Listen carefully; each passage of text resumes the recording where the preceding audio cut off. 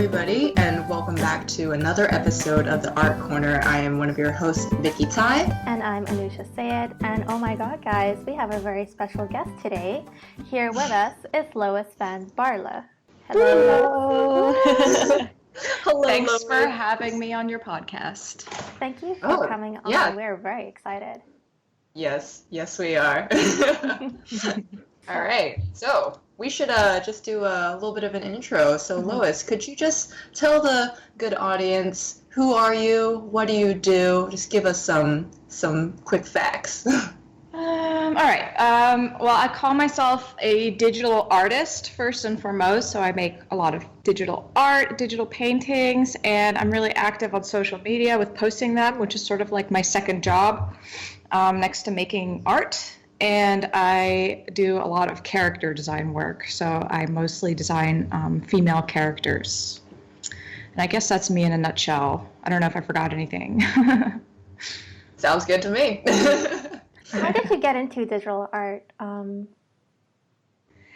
I always loved the idea. I was obsessed with the idea of drawing on the computer from a really young age. And when I was we'll say 10 or 11 years old, or maybe even younger, 9 years old, I was drawing a lot in MS Paint and all of those sort of old programs. And I remember seeing a video of a making of for an animation, and I saw that they were using these graphic tablets. So I was obsessed with that idea from a super young age. And then when I was 14, my parents got a trial version of Photoshop, so I started drawing with the mouse and just trying out stuff and using the smudge tool to shade, which was my main thing back then. Yeah. And then when I was around 15, I discovered all these digital artists who used Photoshop to make these comic covers and really beautiful computer graphics. So I started learning how to use it, and I'm drawing a lot in Okaki, which is the special kind of drawing board that you could use in your browser. And I guess at this point, when I was around 15, this obsession took hold, and I started drawing digitally all the time. And it just never. Now I use Photoshop almost every day. So I think that's when it started, and it never stopped. It's very interesting, and I think a lot of people know you for your digital paintings, of course, your beautiful digital artwork.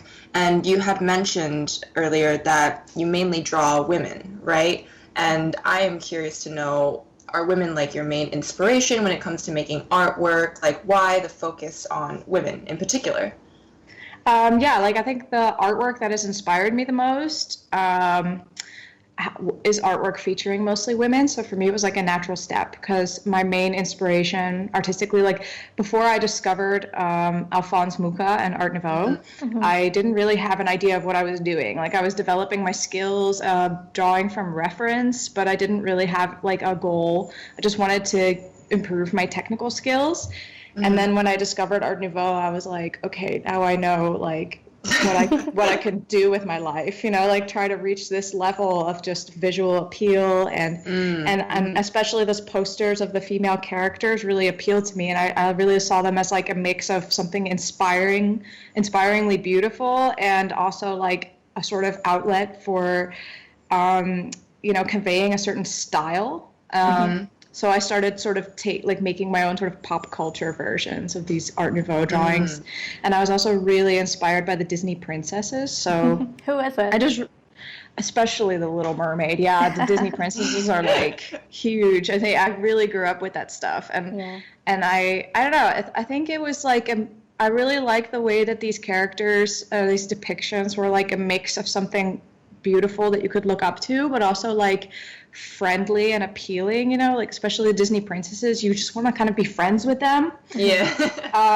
But they're also really cool, and you admire them. And it's this kind of relationship to these characters that I've always tried to put in my own art. And it felt like the natural next step to draw female characters myself.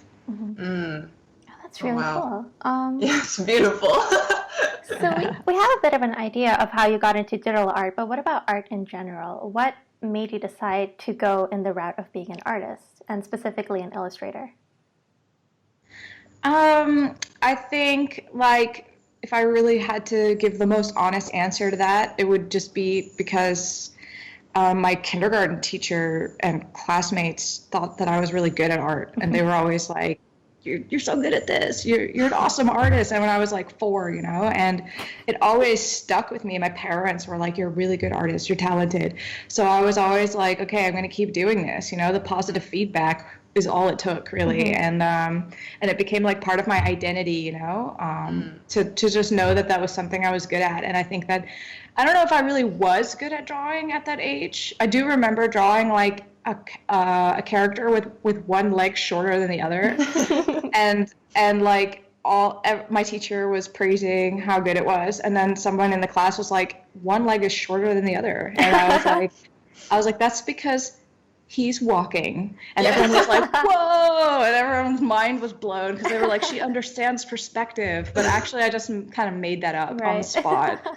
And I things like that I really remember so well because they really like fueled my belief, like, this is what I am, I'm an artist. So because of that, I just drew constantly. It was like my main thing that I did in my free time, and I just felt good doing it, and that's basically how it went until I discovered Art Nouveau. It was just like this thing where like I just keep doing it because it gives me positive feedback. But finding the sort of inspirational outlet didn't really happen until I was like 15, 14, maybe, something like that. That's so interesting because honestly, no one ever starts off as being a good artist. You kind of draw up. I mean, that's exactly the case for me. Like my drawings back in the day were never good, but like because I had people being like, "Oh my gosh, Anoosha, you're so good." I'll be like, "Oh wait, what? I am. Oh my gosh, guys, I'm really good. Maybe I should do this." But actually, like my drawings are absolutely terrible. You just need that bit of motivation, I guess. Yeah, you need to believe in yourself, and you need to have this idea like that. That you'll get the positive feedback's really important part of it, I think.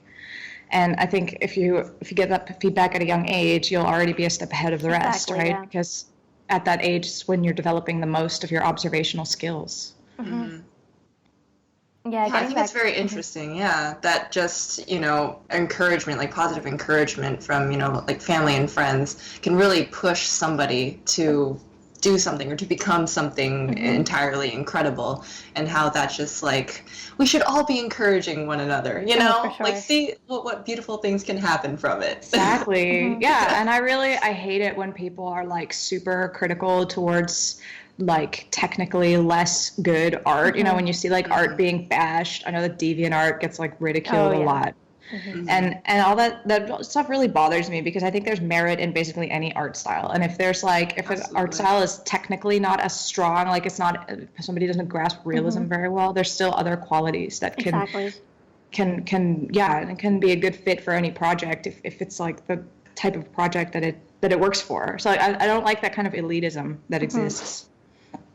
Yeah, no, that feels very much just like reminiscent of like academia, and like you have to do things a certain or like a particular way in order to be considered, like an artist. But I personally feel like when it comes to art, it's all about the feeling. Like, if you see something and it makes you feel good, then like that's good art, right? It's entirely subjective. Yeah, it is entirely subjective, and there's always like people who are saying like, well, this kind of artwork is not good, or it's trashy, or it's like low quality, or whatever. But if it makes like other people happy, then eventually they'll win, and that's what I've noticed as well in like the sort of growth of artwork with female characters and stories with female protagonists. This was like less a thing, like say 20 years ago, it was a lot more difficult to find good stories like this, and now it's growing, and now you've got like a huge community of people who love like the Disney princess aesthetic, and they love like anime and manga and the stuff that they grew up with, which my teachers like rejected big time. They thought that stuff was like really, really just too simple and just,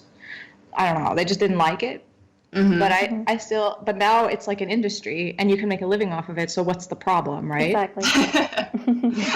Yeah, and I feel like these things are like constantly changing anyway, because like you could look back in history and see like previous art movements that people also considered lowbrow and were like, oh, like this is awful. But like when we look at it now, like art from the 60s and whatnot, it's like, oh my God, it's like the best thing ever. Right. And I feel like the same kind of thing is taking place right now with like, cartoon and anime style art. Exactly. I agree. And I also just like to grab any chance to sort of like diss my teachers from animation school because I'm still bitter. Like, suck it. What was your experience in school like? It was, I don't know, I had a lot of mixed feelings about it because I, like the first animation school that I went to was really academic and controlling, and the teachers were like super old generation, like they were literally past retirement age and still like at it, you know, and they had like very old-fashioned ideas, especially about digital art. So I left that school and I switched to a Dutch school. I was studying in Belgium and I switched to a Dutch school that was like more free, you know, they just didn't want to tell you too much about what you should do. They would give their opinion, but they didn't like judge you too heavily on it, you know, they just gave advice, and then they graded you based on, you know, how good were you achieving the goals that you yourself set. So, which was perfect for me because I'm really self-taught and self-motivated artist. But I didn't feel like I really learned as much as I could have learned. Like, I feel like there's still so much more that, you know, a school can offer. So I didn't really feel like it was worth it in the end, just in terms of what I learned. But then in terms of the people that I met and the network that I sort of created from that school, it was worth it. So it's a mixed feeling situation. I feel that's the opinion of a lot of people going into art school, that like once you graduate, you feel like you're totally unprepared for the art world. Like there's so much like how do I deal with taxes? How do I deal with clients? Like I never learned any of this stuff in school, and I wish that I had. But it's great to know. I think that's the main thing that people want to learn, because especially artists, like they always learn, because I learned that from a young age, that you can't make a living as an artist. Like you'd be doomed to suffer, cut off your ear, and like make really sad paintings, you know, and that there's no other alternative. And I think that there actually are a lot of alternatives, but these art schools don't invest very heavily in creating business people. They just want to make, you know, expressive artists, and both are important. And if my school had included more like entrepreneurship type stuff, I think I would have felt like I had learned more. I wouldn't have had to make so many mistakes early in my career to learn it. And they're definitely behind the times as well. Like social media is such a huge part of like being an artist now. Like I'm sure that's how you get like 80% of your clients now, but like schools won't even talk about it. Exactly. Social media is like the main thing. And I'm putting together a workshop, actually, like a live workshop to give about using social media. And the more I sort of put it together, the more I'm like, how can this not have been a thing that I was learning in school, that people in general learn? Because it's like, it's now completely replaced an older system where you needed agencies and an agent, you know, to like your career. It's really just, I love social media. It's like the best. Well, going off that point, Anoosha, did you want to ask the question about the process and tutorials? Yes. Okay, so a really big part of your image is that you're so generous about showing your art process and giving an insight on how you create art and giving tutorials and stuff. So how did that come about? I always had a lot of people asking me how I do stuff, like from the very beginning that I was posting, that I was developing a following on DeviantArt, which was like 2003, 2004. People were always asking me like, make a tutorial, show me how you do this. And I really hated the idea because like DeviantArt is just like overrun with anime eye tutorials, and they're always like, it's so true. Really, and they're like really step by step. They're like, draw a line, then draw a circle. And I always hated the idea behind that, because I learned everything just more intuitively, you know, and I didn't really know how to translate that into like sharing knowledge, so I just refused to do it. And now it's at a certain point, like a couple of years ago, it just like the need for like people wanting to know how I do things, not just draw digitally, but also like, how do I come up with ideas, and what's my workflow like, and how do I handle social media, and just all those things. It gained such momentum. I started getting so many emails asking like, could you give a workshop here, and could you, you know, do you want to give online courses, and it just reached a point where I was like, I have to actually start doing this, because because as like I always sort of taught myself a lot of stuff, but I know that like I remember what it was like when I was like 19 and at the Belgian animation school, and I had so many questions and I didn't understand how anything worked, and I didn't understand how the industry worked, like how depressed that made me and how isolated it made me feel. So I always think back to like who I was back then, and rather than having the mentality that I had then, which was like just get through it and just learn it the hard way, I now believe like you don't have to learn it the hard way. You can actually get like a helping hand. But I do want the knowledge that I share to be more on an intuitive level. So less about like first you do this, then you do that, and more about like find your workflow and find your own tone of voice and find what works for you. Absolutely. Yeah, I feel like that's more beneficial to artists at the end of the day as well, because once you develop like a way of thinking and a way of approaching different problems and, you know, things that you want to create, then you can more genuinely express the things that you want to do. Whereas if you were just to impart on others, like, here's how you do this, here's how you do this, it's like, it's no longer their idea. It's just them kind of like mimicking somebody else. It does feel like a tracing, and you're only giving them one idea of how something should look like instead of like giving them like the entire world of what they could make. Exactly. And you're also sort of like, I mean, I just feel like I'm also thinking about other sort of sources of information that exist for artists, like stuff like schoolism and animation schools and all that stuff. And I just think like, if you really want to learn something, there's always a tutorial out there, and you can always find that knowledge for free. Like basically everything I learned in animation school, I could have learned for free in a self-motivated sort of like internet search, you know, or like by contacting people. Like, you know, it's all out there, and I think the only thing that you can offer as like somebody who shares knowledge on the internet that isn't already out there is like your vision and like your unique vision and some kind of guidance as well, like as somebody who is successful, to be able to guide somebody who isn't there yet, who has a lot of questions, to be able to say like, well, this is how it worked out for me. I think that's something you can't find already in a YouTube tutorial, you know. That's what I'm always trying to figure out a way to do it so that it has genuine added value, because there's so much information out there already. Yeah, of course. It's just rife with information, the internet. Yeah, it's just, it can be like so total overload sometimes. Well, I am very curious to know, you know, we're sort of talking about like your process and your growth. What is a typical day in your life like, you know, when it comes to how much art you make or how you sort of section out your time? Like, what does that look like? I'd say like it depends on, because I try to do like one thing at a time. So if I have client work, I just will put aside all personal work. I try to just keep that to a like tiny minimum. Like sometimes at the end of the day working for a client, I feel inspired and make a sketch, but that's like almost never. So if I do client work, I just focus on that and like spend about an hour or two a day on social media and emails and stuff like that.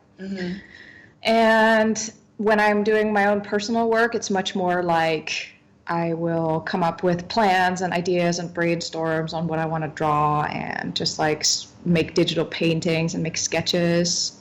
And I try to limit my workday to like no more than like 7 or 8 hours of work, because I have had an injury in the past. Like I still sort of struggle with it, like a repetitive stress injury. So I really try to, as a rule, just like limit drawing to reasonable hours, because if I push myself past that, then it's only a matter of time before the injury returns. Right. Yeah. And I guess it's like I try to approach it in the most structured way possible. And I have like this agenda that I put like all of my to-do lists in, and I try to see how much I can fit in a day before I'm too tired, and then I leave it. It sounds kind of boring what I'm saying, but it's like really, I try to approach it in the most structured way as possible. That's basically it.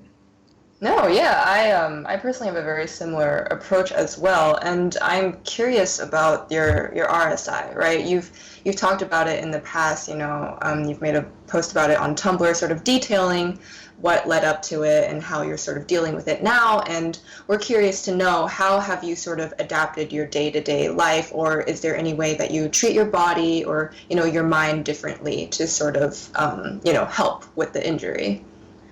The main thing that I've done is like introduce breaks, like sort of mandatory breaks, because I have this program that just it pops up and then I have to stop for 30 seconds. So that's like a micro break and I have to stretch a little.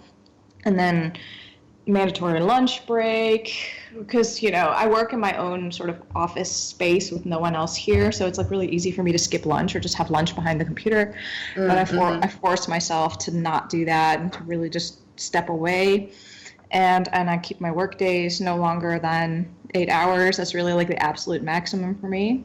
And I think the main thing that I now am focusing on, because I've done like stretches, I've done like all sorts of physical therapy and exercises and stuff, and it's somewhat worked. But the main thing that has helped me is to like work on the mental state, because the injury occurred when I was like hyper focused and panicking.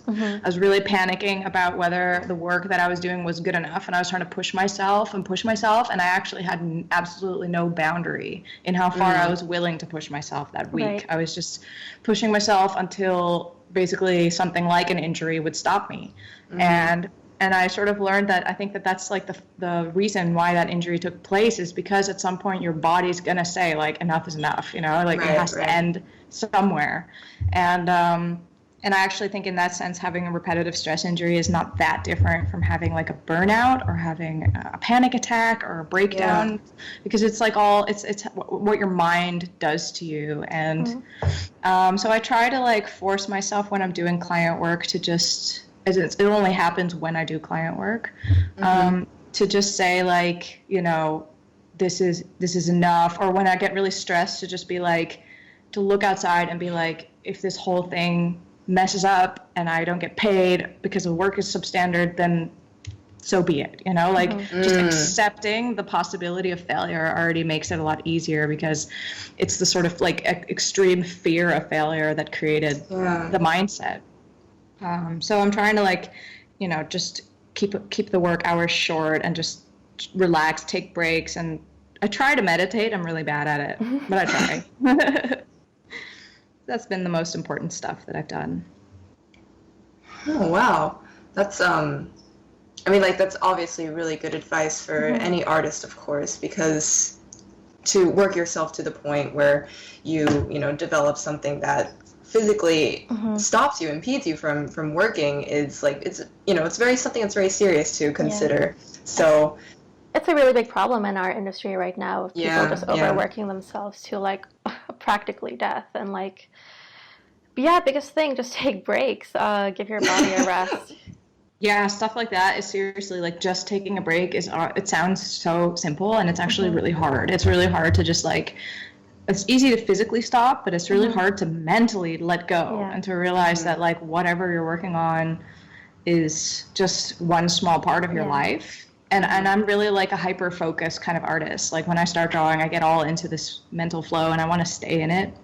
So, and I think a lot of artists have that, and that's the reason why it's like a sort of refuge, right? That you go to be in a sort of creative state, but that's also why it's dangerous.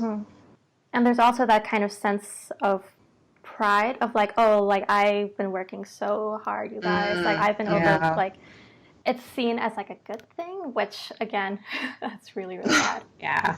I in art school as well, like I pushed myself completely past my boundaries, and I didn't have the injury then, which I'm really grateful for. Like I managed to get through it, but when I look back on that, I'm like, was I crazy? That's such a bad idea. Like why? And I remember my high school teacher, I used to do all-nighters because I was like really motivated to get the highest possible grade. So I would just like, I'd be like, I didn't sleep last night. And my teachers would be like, take care of yourself. Get some sleep. And I'd be like, are you crazy? I have to get the highest grades, but they were right. Oh, no. So you're a freelancer, you work from home. You mentioned that you work by yourself. How do you keep yourself from going crazy? Because this is something I'm struggling with right now. Same, yeah. Well, I work like away from home, but close to it. So Okay.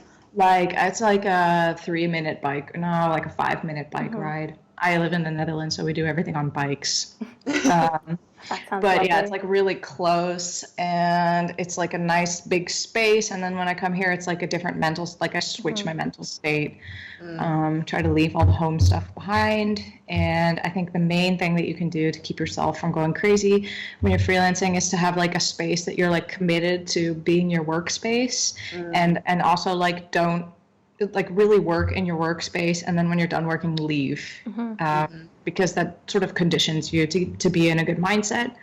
And for me, it helps to, because I work in a building where other people work as well, so I see people coming in and out all the time, and there's like a room down the hall where they give workshops in the evening. So when I'm working late, and a sense that there are other people, because otherwise you become too isolated. You get like all. And that's the most important thing for me. And for the rest, I've always been somebody that prefers to work alone, because I like can't handle, when I'm focusing, I don't want to hear any sounds that I don't want to hear, or like, or it's the opposite. I really want to listen to a specific kind of music, and I don't want somebody to tell me to turn it down. So I'm like really picky about that. But if you don't like working alone, I think it's good to find people to share your space with that like have the same creative vibe as you, because that can also really help. Oh, okay. You know what? I want to talk about your Kickstarter. Okay. We are so proud of you. Here are some facts. You got 9,664 backers in total. Woo! Amazing. And it was funded at only 4 minutes. Yes. That's Very crazy. cool. How did you feel? Yeah, it was insane. Watching that happen was like absolutely surreal. I was shaking and screaming. It was really bizarre. Yeah, the support is incredible. I don't even know how to explain how I feel when I think about it. Like it's like so amazing to have so many people that are like excited about what you do and that like want you to succeed. It's really amazing. No, that's I think really, that, really good. yeah, I think that you've just given people so many wonderful things, whether it's in the form of your art or in the form of sharing your process or, your journey with art. It's just like people are very, very responsive to how passionate you are about what you create and what you do. And I think anybody would be happy to support you, and to see you continue creating your art. I'm looking forward to getting your book when it comes out. I'm looking at the first book that you made right now. It's on my bookshelf, and I reference it, like from time to time, and it's wonderful. So yeah, to say what Anoosha said, we are very proud of you. Oh, thanks so much. It means so much to me. And it's always like those Kickstarter campaigns are also crazy, and it's a lot of numbers, But every time I meet somebody who actually has the book, I'm always like so emotional. I just can't believe like what the internet can do, how it can connect you with people. And I wrote the books also like always trying to envision the person reading it and trying to think like, okay, I'm speaking to the reader, like feeling this connection with them. And then when people actually buy the book, it's like they make the connection complete, and it's really special. It seems like a lot of work running a Kickstarter. What was it like, and like how far in advance did you have to plan for it? I'd say like most, like a lot of the work was done by 3D Total, by the publisher. They like set up the Kickstarter, and they managed like all of the things like setting up the tiers and answering the questions through the Kickstarter and stuff. But for me, the hardest work, like the most work, was in sort of promoting the Kickstarter as much as possible. Because last time we did the Kickstarter, I had fewer followers, and then a lot of people found out about it afterwards when it was already closed, and it was like the only opportunity to get like the version with all of the backer prizes with all of the stretch goals.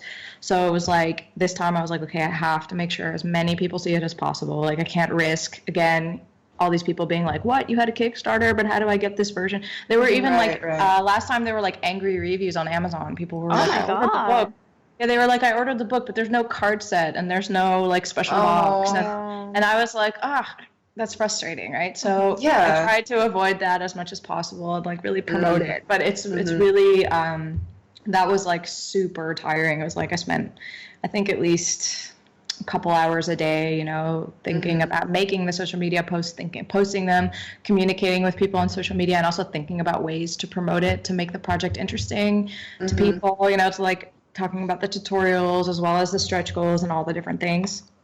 So that was my job, and it was very tiring. Yeah, it seems like a ton of forethought and planning that has to go into it. You asked about the planning. I mean, I started working on this book like in July, and I was already thinking about the extra rewards and the stretch goals and everything, like basically since that time. So it's been like months of preparation. I'm so happy that like it ended successfully and that I can now sort of like relax and not think about it anymore. Just chill out for a second. Yeah, you need a break. No. If you could give, one piece of advice to somebody who wanted to start their own Kickstarter, what would that be? I think I can't really limit it to one piece of advice, I think. But I'd say like first and foremost, like double check if your product really, if people are interested in it, because a lot of people make a Kickstarter without sort of like doing the market research, because you're basically releasing a product onto the market. You have to like figure out who's your target audience, who are you making it for, because I've seen a lot of Kickstarter campaigns that are like passion projects that people make for themselves because they really saw themselves making a certain thing, but on Kickstarter it doesn't succeed because it doesn't have like that connection with the people who want to buy it. So like put in proper market research and sort of like look up that stuff before you start is the most important thing. And then after that, I'd say like just really tailor your project for your target audience. So like in my case, because I was speaking at an event last week or the week before last week, and I spoke to a guy who publishes books and who also did a Kickstarter, and he had like a lot of feedback. Like he was saying like, yeah, well, the paper type could be better, and you could, and he had like all of this sort of constructive feedback on how to make a better book. And I was like, listen, I agree on all of that. Like I have a long-term idea about like for a couple years from now to make like a collector's item book that's really like about the art and not so much the tutorials and the backstory, and that's more like expensive but also higher quality. But this Kickstarter was not for that audience, like for the collectors. This Kickstarter was really for like my younger audience who wants to learn more and who likes the fun merchandise, who likes the colorful stickers and the card set, not so much this, because I know that there are a lot of Kickstarter books that are like the stretch goals are better paper type or like more pages. Right. And in our case, we really chose goals that are much more like fun and playful, because this was supposed to be an affordable project for younger people and for students, and also, of course, a more mature audience, but mainly younger people. And we wanted the book to be affordable as well, so that students could buy it. And so I think in that sense, we really thought like, okay, this is our target audience and we're going to go for it. And if you know who your target audience is, like what age group they're in and what they like to see, then you can make your stretch goals for them, and you can make like the content of your project for them. And then they feel like enthusiastic participants, they feel addressed and respected in the choices you make. And I think those two things are the most important bits of advice that I can give. Okay, just tailoring your product to the target audience. Yeah, it's like you would know your target audience and know what they want. That's the most important thing. Very good advice. Thank you. All right, I would actually like to transition now into sort of like the emotional, more side of art making. Oh, dang, we're gonna get deep now. Yeah, let's. We're going there. We want to know, when have you felt the happiest while making art, and also when have you felt the most frustrated? Oh, that's a tough one. Because I don't know, like I've never, I can't say that I've ever felt particularly happy while making art. I always feel more content is a different feeling. You know, it's like, it's not so much like joy. It's more like just feeling okay and comfortable. And that's the feeling that I'm always trying to return to while drawing, like the sense of comfort. And I'd say that's something, I can't say like maybe. Yeah, I have an answer. The most happy I felt while drawing was while doing live demos, and particularly the live demo that I did at CTN last year, because I got so much, like when I'm doing my own drawing, I just sort of get lost in the flow of my own process. But when I'm drawing for people and they like what they see, or they have questions, or they're like engaged with my process, then I really feel like a totally different relationship with what I'm drawing. And that live demo last year was just amazing. It was like in the evening, and a lot of people had sat down and were like really watching intently, and I made a couple jokes and then everyone laughed. So I was like, oh my God, I feel so appreciated right now. So I think that is like the sort of translation from being in your own drawing process to like connecting with other people through your art. That's what has given me the most joy. And the most frustrating was definitely like when I got my injury. I remember the exact evening that it happened and how frustrated I was and how much I was pushing myself. I had skipped lunch. I'd just been drawing for hours without eating, and then suddenly I couldn't hold my pen anymore. Like I didn't have the strength in my arm to hold it. My arm was shaking, and I couldn't change that. And I knew that something had like sort of broken or something like that. And that was the most frustrating, because I was like, okay, this is the end, this is like, it can't, like I need to stop, and I have no choice in this matter. And that's the hardest thing, because you get locked out of your sort of like relaxing drawing process. You just can't go back until you've waited a long, long time. Yeah. It's like a very physical, just like a timeout saying like, sorry, you can't do this for like X amount of time, basically. Yeah, and also like lost access, basically. Yeah. It's like those parental like controls on like the internet or like whatever. It's like that.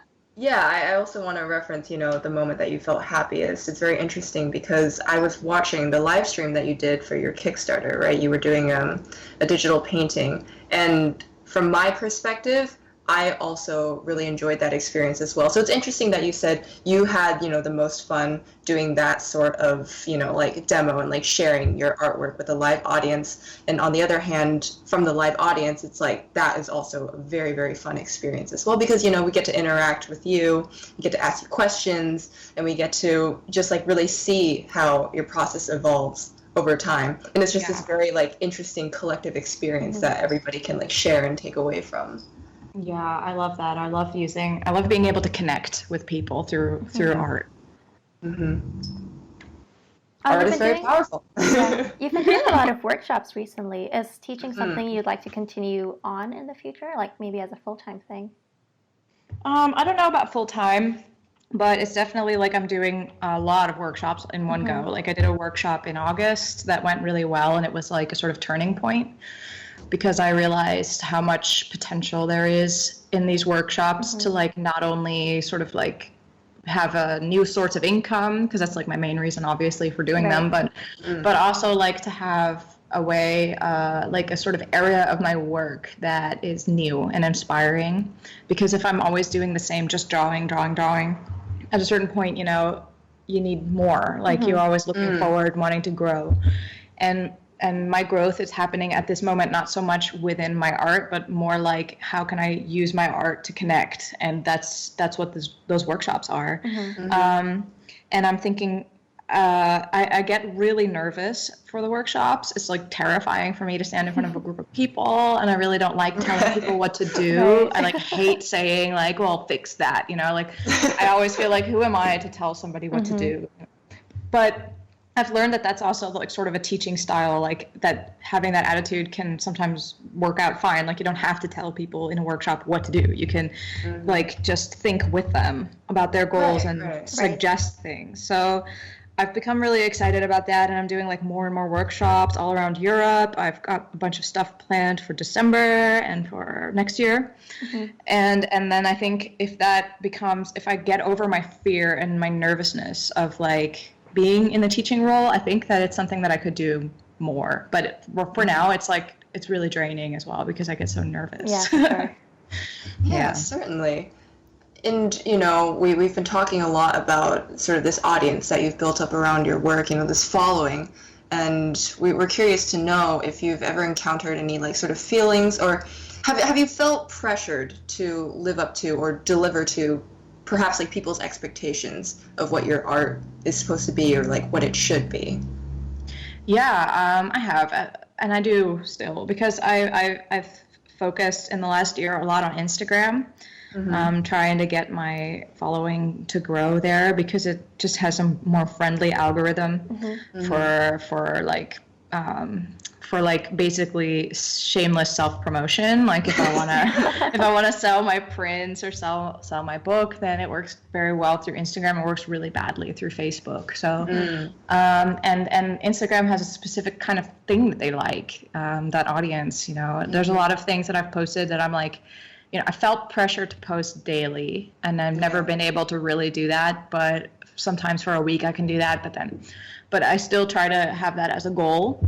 And then sometimes I would just post like a drawing that I myself wasn't that happy with, but I just thought like, well, I made it, so and I need to post something. So I put it up, and then it's like insanely popular, and a lot of people like it, and I'm like, this is so lame, this is not a good drawing. This just does not deserve the praise. And but so I do think I have drawn more simple kind of stuff, like rather than trying to push myself to draw like a sort of to experiment with my style.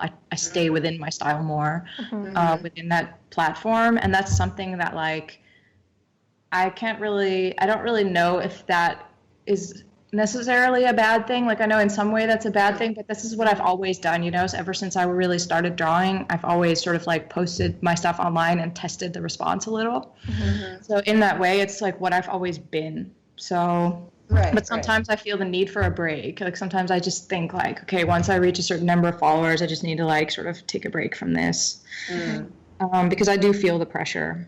Yeah, you never know what people are gonna like on the internet. You could post like literally something you made in 5 minutes, and they'll be like, "Oh my god, this is amazing! I love it so much." It's kind of weird because it's like it's bizarre in the sense that your idea of your art, right, then becomes shaped by how other people perceive it.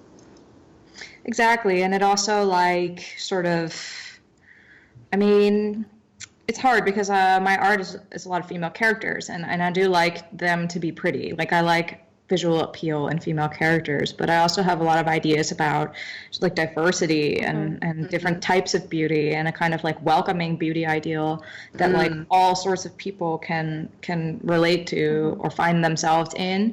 But Instagram's super limiting, I think. Right.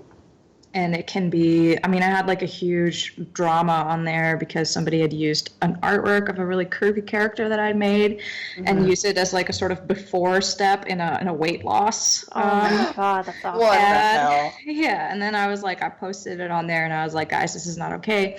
And then like a lot of angry people came onto that post to tell me that being fat is unhealthy, which like was not the point of the post. Right. And stuff like that happens on Instagram, and it's super limiting, and it's also something that I keep in the back of my head, like, okay, don't be too controversial on Instagram. So I see Instagram as very necessary at the moment, but I hope that like something will change in the future, or that there'll be a new network that's like super good for artists that still just allows for a little more context. Yeah. I don't know. But I love Instagram though. It sounds like I'm trashing it, but I really love it. It's just some negative experiences, that's all. I really hope we get a new social media platform soon, because I really like the crowd that's on Twitter. They're a bit more open-minded about that kind of stuff, but like it's awful for posting photos. Yeah, I love Twitter. I think it's like my favorite right now because I just love how you can connect with people, and it's like it's just so heartwarming. You can find like a good group of people that you follow, and there's like it has the best memes. Yeah. They're just so funny. So good. It's so hilarious, but Twitter is tiny and I have like the least amount of followers on there, so sometimes it's not always like the best platform for me to be on. Absolutely. It's like this weird kind of balancing act that you have to do and like just figure out, it's like, where do I post this? And like, is this the best or is this better? Yeah, it can be confusing. Yeah. Have you ever had to deal with any art theft? Which I'm sure you must have, but like how would you deal with it? Yeah, I've dealt with a lot of art theft. Let's see, some examples. Like I had my artwork printed on clothing that was like spread around. It was like printed, it was like made in China somewhere, never figured out where in China, and then like sold in South Korea, and it ended up like in all these online malls and like, oh my God. even like these there were like these K-pop stars that were spotted wearing one of the sweaters with my art on it. Oh man. So it was like really big, large scale art theft. Yeah. I've had like my work traced and I found it on Snapchat. Like in the official Snapchat art. So like I installed Snapchat and then like it said like find your friends, and it had some graphics of like forest animals, and one of them was traced from a drawing that I had made of a fox like ages ago. So, and then of course there's been a lot of small scale art theft, just like small tiny companies just finding my art on Google and just using it without permission. And I'd say like the smaller things, the smaller cases where I don't feel like I've lost that much revenue off of the theft, I try to like just handle it one-on-one and talk to them. The bigger cases like Snapchat and that company in China, I feel like they were intentionally malicious, and these are very big corporations that are making a lot of money. So in those cases, I try to get as much, I try to spread the word on social media, because people, like if many people complain, then something can be done. And that's what happened with the clothing line, because I said like, don't buy the clothes here, this is stolen. If anybody can help me with translating the Korean, if anybody can help me contacting these people, it would be great. And then a lot of people contacted them and called them and emailed them, and then they pulled the clothing from the online mall. Okay, good. So that helped. And it's unfortunate because it can start witch hunts, and it's kind of dangerous because you don't want to I don't want to use my following to like destroy somebody's reputation. But in this case, it was the only thing that would work because they didn't respond to anything else. And then in the case of Snapchat, I also spread the word about it. And then a Dutch newspaper wanted to write an article about it, and they also interviewed a intellectual property lawyer about it. And the lawyer offered to send a cease and desist letter for free, just as a gesture towards me. And that sort of fixed the issue. And now I sort of contact him whenever there's another case of art theft. But yeah, that's usually how I handle it. So a mix of social media and legal steps. It's ridiculous that these big companies would, steal from artists, like especially like in this day when like you can easily find out who was the original creator. Like you have absolutely no excuse to do that.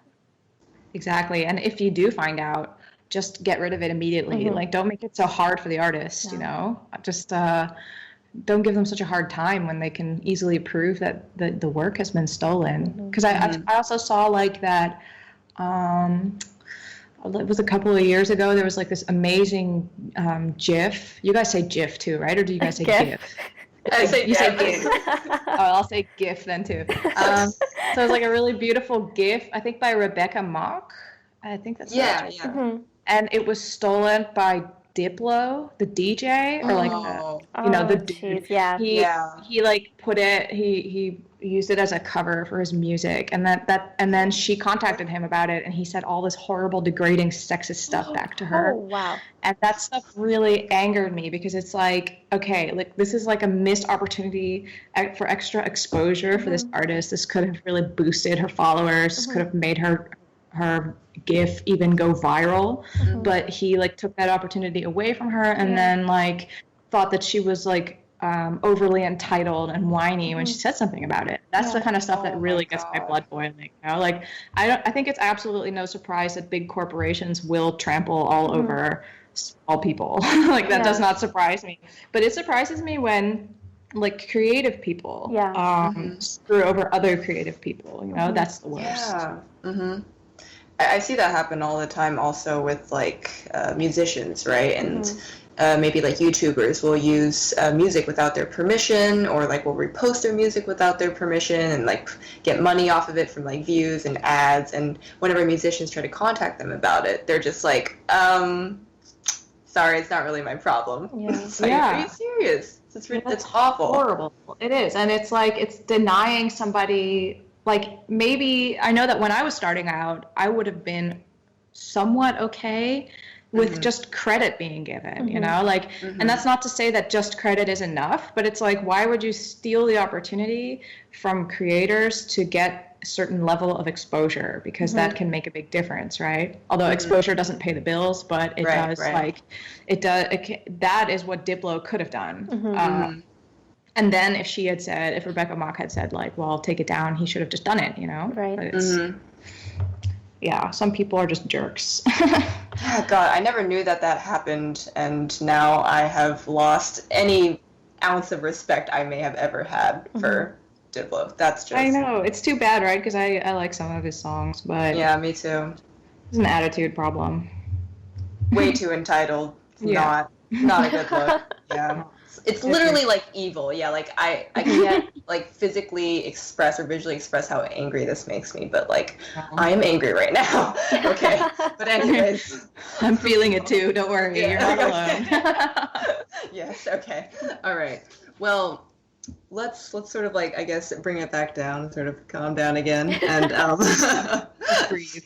Just breathe. In and out, and ooh, yes. So on a more positive note, perhaps, how do you, motivate yourself to continue creating or making art when you may not feel like it, or when you're just out of ideas, or, anything like that?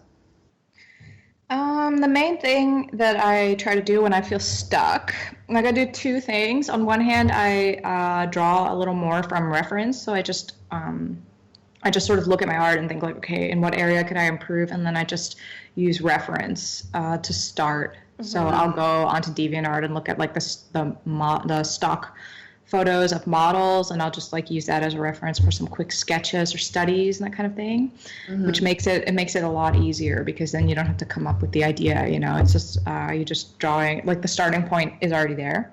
Right. And I also do a lot of brainstorming, especially at the beginning of each year. I just sort of sit down and I think like, okay, well, how was the last year? How was my art? And what area could I improve? And what artist inspired me the most? And then I just try to sort of like break it down into like specific areas. And then whenever I want to draw, but I don't know where to start, I just go back to that. And I think like, oh yeah, I really wanted to get better at, perspective. And then I challenge myself to work on that. But I can only really do that when I feel like super motivated, because otherwise I'll just be instantly discouraged. I'm not good at perspective. So it depends on how much like energy I have, like how much desire I have to really like put myself forward. But it's, I think for me, brainstorming always like sort of helps me to sort of get a clear image of where I want to go. Because it doesn't help for me. I know a lot of people like images, and they collect a lot of inspirational images, or they think in terms of images, but me as an artist, I actually don't do that much. I actually like to sort of write down like bullet points and stuff that sometimes gets my creativity flowing more. That's very interesting how you have this sort of like big picture approach, whether it's from project to project, or sort of like you said, doing a yearly review and like seeing what you can come up with. That's from really that. Cool. Yeah. Yeah, I'm just really inspired by like these planners, like these really amazing planners that force you to reflect on your life and stuff, and come up with goals and break them down into like smaller bits. Like that's sometimes I did that a lot at a certain point, and it really pushed me forward in my life. But then like I sort of crashed and burned from using it, because it was like every day it was like, what was your greatest achievement? How to be your best self? And I was like, I don't know. I'm tired. I can't do anything. So I stopped using it because I was like being too perfectionist. But if there was a planner out there that was like a little more, that cut me some slack as well, then I would definitely use it. Yeah, I think that's like generally a good starting point. But when you're forced, like every single day to sit down and be like, what was the best thing that happened? Yeah. What's the worst thing that happened? What can I improve on? It's like, it's like exactly overwhelming. I should have known. It's the name of the. Can I name the journal that I used? I want to find out. The Daily Greatness Journal. Aww. So like I should have known that it was going to force me to think like that. But it has some amazing things in it. Like it helped me a lot at a certain point in my life. I'll definitely check it out. Okay. I recommend it. Just take a break from it every now and then. Right. Okay. So as an artist, we are lucky enough to have like our hobby be our career, but you kind of like end up being like, okay, this is like my full-time job. What am I going to do just as a break? Do you have any hobbies that like you can kind of fall back on when you're not drawing constantly? I have to say I struggle with that a little because when I try to take a break from my drawing, I end up just like lying on the couch and like browsing Twitter for long periods of time. And it's not always like the best approach. So I do I'm kind of in need of like a proper hobby, but I always try to avoid ones that sort of force me to use my arm because I need like physical break. So I did cross stitching for a while, and that it's nice, but it worsened my elbow issue. Oh, yeah. So I had to ditch that. I read a lot. Like I'm really into self-help books. Like it's sort of an obsession. Like I've read so many, and I tend to read like 3/4, and then I like am inspired to start another one. And it's reached a point where I'm like, okay, I'm not really doing this for the self-help. I just really love the tone, like I love the sort of positivity of self-help books. So that's sort of a thing that I have. And I like hiking, going outside is really important. Like being in nature is a really important part. It sounds really cliche, but I need to like look at branches and leaves and stuff like that to just get some kind of sensory, like to just feel the pleasant aesthetics of it without feeling challenged to follow a storyline or something like that. So that's for sure. When you're just sitting on a desk in front of a screen all day, you kind of forget that there's a world outside, and you need to like just soak it in once in a while. Yeah. Exactly. And when you're always like sort of reading articles on the internet or like tweets or memes or whatever, you're like constantly activated to follow somebody's story. You're always like listening to somebody craft their story or their opinion, and it can get like, before I usually don't even realize when the overload has been reached, like just constantly following one story after the next, and sometimes you just need to like move to a more basic type of being. Right. Yeah. It's really funny about the self-help books because there is something very addicting about self-help and like self-improvement. It's like, wow, I could be anything I want to be. Yeah, exactly. And a lot of them are just like about, like they point out these problems, like in today's world, everything moves too fast. And I read it and I'm like, yes, solutions. And then it gives like instant solutions, and it has like worksheets and stuff. It's really corny. I read a lot from like the, like 90s self-help books. Oh, wow. But it inspires me a lot for my workshops and my like my philosophy towards teaching and helping people. I think that you can't really teach somebody art if you don't address the psychological element, Right. Definitely. Do you have some favorites that you can recommend? Good self-help books. I really love this book called Mind Sight. And it's like it's written by, I actually don't know who he is. I don't know what he is. Yeah, I'm saying who he is, but I think he's a psychologist or something, but he could be, let's see, Dr. Dan Siegel. Okay. Neuroscientist. And you can tell like in the way that he writes the book that he understands about like the connections that the brain makes and the way that like the physical build of the brain like affects how you perceive And the whole theory of mindsight is that if you can like sort of, because mindsight is his term for basically being able to look at your own mind and understand the activities in your mind, because you're usually like living in the moment, you're just having thoughts. You basically are your thoughts, you know. If you're stressed, you are stressed. But if you have like, if you develop mindsight, then you can look from a distance and be like, there is stress in my mind, but you can somewhat distance yourself from it or like observe it, which is like the idea behind mindfulness, basically.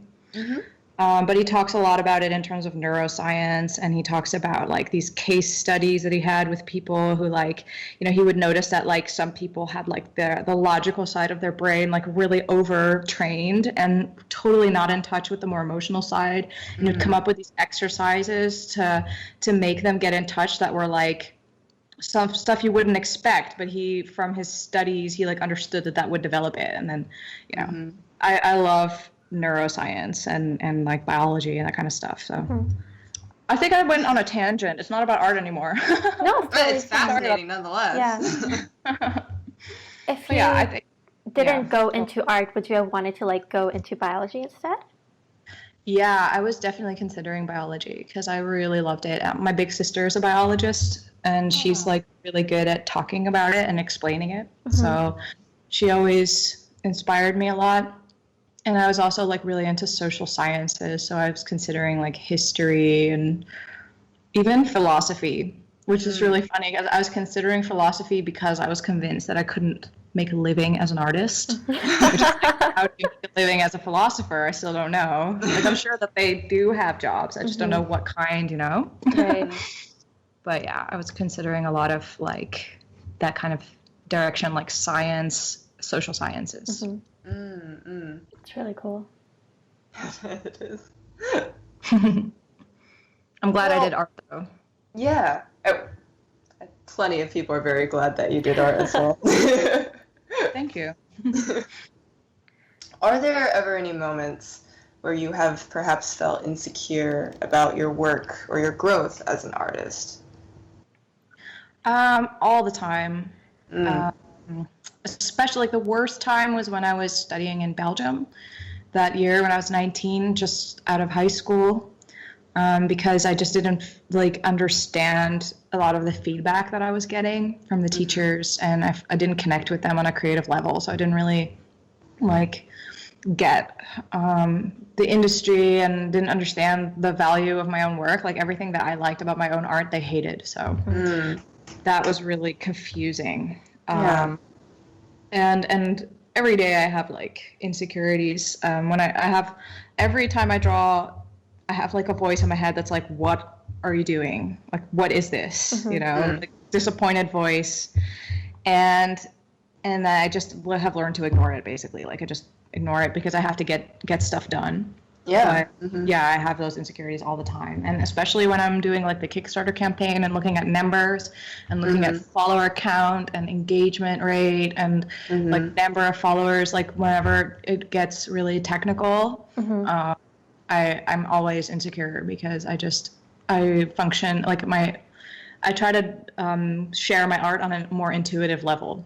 So when it becomes about numbers, I also have the same thing. Like I become confused. Like, what is the value of my work? And that kind of thing. It's never good enough if you think in terms of numbers. No. You always want more. Yeah. It's tiring. It's not worth it to spend, too much of your time thinking about. Like followers and everything, Yeah. Yeah, you lose sight of what you're doing it for. So I'm glad the Kickstarter campaign was just a month. Keep it short. Keep it simple. Yes, short and simple. Just move on from it. Yeah. Okay, so you have worked in illustration, animation, and you've also started working a little bit in the video games industry. Did you have to adjust the way you work for each field? And like, is it different working for each one? Absolutely. Like each type of medium demands basically a different vision. Because if you're making character designs, like for Lego, I worked for Lego for like 4 years. Oh, cool. And it was basically toy design, right? So I was designing characters like in my own style, but as they would Legos? No, like I was drawing. I think the best example to show like how it was is if you look up Lego Elves, because that's like one of the things that I worked on. Not everything that you see, but just some of the stuff in the newer toy lines. Right, right. But you can see that the characters are realistic, you know, or like Disney-ish sort of. And then the mini dolls are like the toy version, which are, and so they have like the same hair color and they have the same like general type of color scheme, but then certain clothing has been made like sort of minimalized. Right. It's like all simplified. Simplified, exactly. And so that's when I was working at Lego, it was a lot about like, okay, how can you create a strong character that can be reduced to like a simple and clear visual style, and how can you translate like some kind of hairstyle or whatever into like almost a symbol of that hairstyle, you know? So it was like really all about the details, but like the most impactful details that you could find.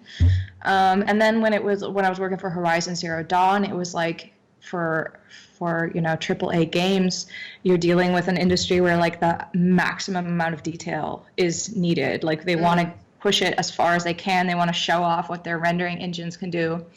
So there it was much more like, it wasn't about simplifying, it was much more about like getting a visual richness that was almost like boundless, you know, you could really push it super far and make tons of variations, whereas with Lego it was like make the one design and that's the design that you stick to. And when I work in animation, in 2D animation, it's much more like about the movement and the shapes and much less about all of the, like it's totally the opposite of what I did for Aloy and Horizon Zero Dawn, you know, it's like you really have to boil it down. So for character design, like the medium that you're designing for, like completely determines the aesthetic and the way you look at it. Do you have a favorite of like which you preferred working on the most? I think I have to say it was probably Aloy from Horizon Zero Dawn, because I feel like this character is like really close to the kind of stuff that I've always done, you know? Like not exactly the same, but she has like this sort of look that really matches what I like to see. Right. And it was just such a, like stylistically, just such a good match. I just loved it. You have a lot more creative freedom as well working on that, right? Yeah, I did actually, because it was like in the time that I worked on it, there weren't that many things set in stone yet. So it was like just like a lot of freedom. And then later on, it was translated into the final design. So for me, it was like, it was really fun. And there was a lot more like stuff that could be explored. I sort of like jumped the ship before it got really difficult. Sorry, artists at Guerrilla Games that had to do the rest of the work. Well, she came out looking very good in the end. Yeah. So yeah, I love the final design. She looks awesome.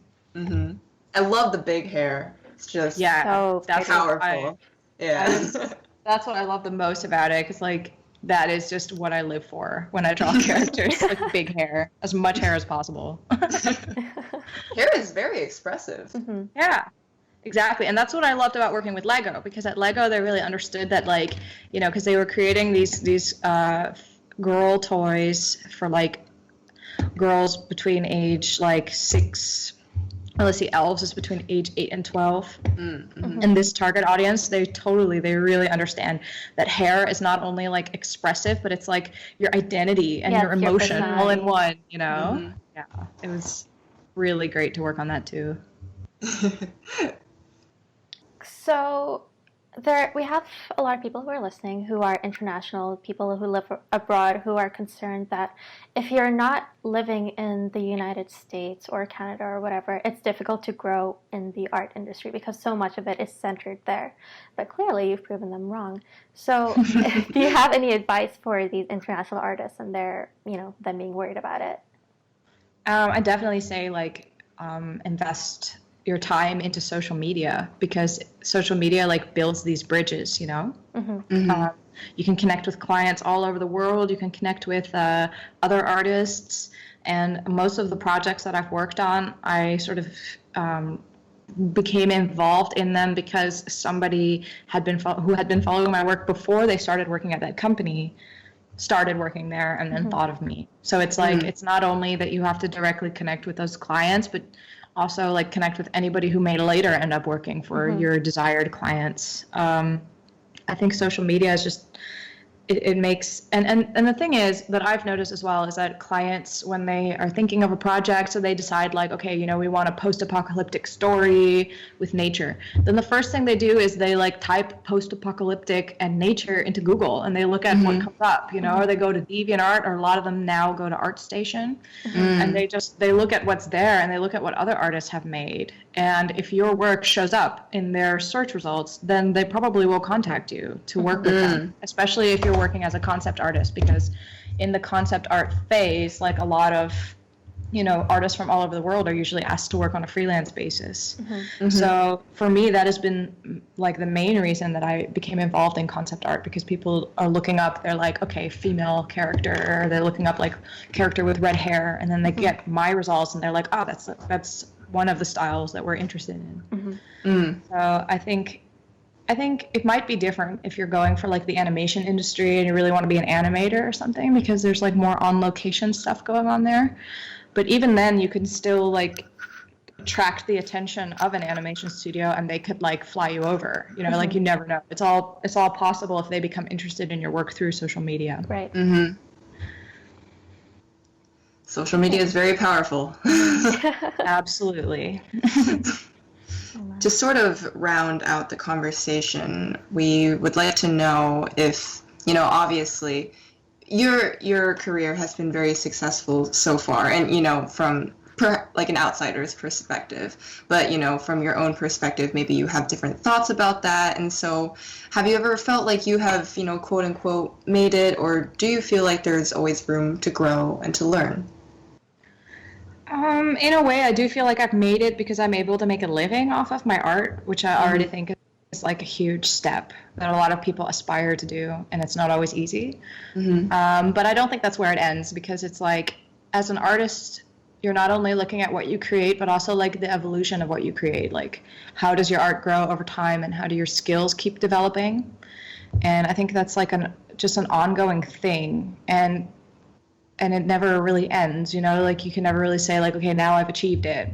And at least not in my opinion. And also with me, like my work is really linked to the spirit of the times, you know, when I look at the work that I did early on in 2003 and 2004, it's like, it's really super zeros, you know, it's like got the fashion sense from that time, and it's got like the attitude and the feel, and it's really changed with the times. Like a lot of people say my work has been the same all along, but I think it's changed a lot because I've become much more inspired by like new ways of thinking and like new types of character designs and other artists. And if your work can sort of like, if my work is still relevant in some way, like 10 years or 20 years from now, then I think longevity is really like the ultimate goal, really. If you can live off of your art and you can continue to do so over a long period of time without your work becoming like dated or without losing touch with what the industry likes to see, then, you know, or growing with and becoming like a relevant voice. That's more like something that I think would determine the success of my career. Sort of like the soul of it. Yeah, and it also, like, I know that views are always changing a lot, you know, like feminism has impacted these female character designs enormously, like ideas about like role models for like with Lego, they're thinking about what young girls need to see, and like this has become a thing. So there's going to be a lot more coming up in like the next generation, you know, like new issues and new ways of thinking. And if you can like continue to connect with that on some level with your art, then be able to that's something. Yeah, and not become like sort of a dinosaur with old-fashioned ideas and continue saying like, well, this is how it should be, and then you become like what my teacher was in animation school, you know, like holding a younger generation back. Right. That's, yeah, if I can sort of like be relevant to like a changing world, then I'll be really happy. That's a really high bar to set, by the way, and I'm kind of disappointed in myself because I believe in setting attainable goals, but yeah.